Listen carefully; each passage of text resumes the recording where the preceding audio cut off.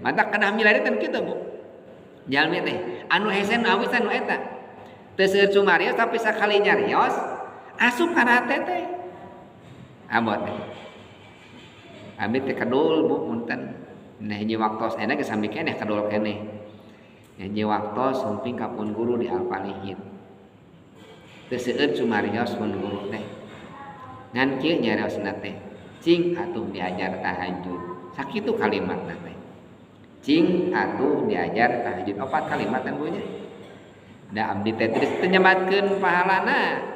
Padahal abdi ngaos unggal dinten kamurang kali santri ningal pahala tahajud.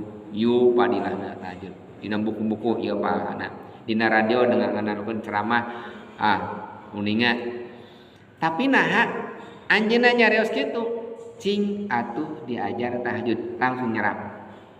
Naon margina eta nur hikmah di dinya nyerap langsung. Harita keneh. Padahal teu seueur pidato.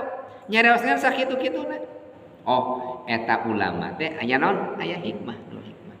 Naon margina apantos amalan wiridanana dikirna oge langkung ti 40 dinten. Mawi ieu hoyong gaduh hikmah eta cariosna berbobot, maka kedah gaduh amalan anu ikhlas karena Allah. Saya karena haliah dunia karena Allah anu teras di istiqomahkeun.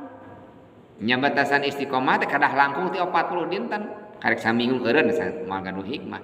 40 dinten terasan diamalkeun maka bakal dipaesan hikmah.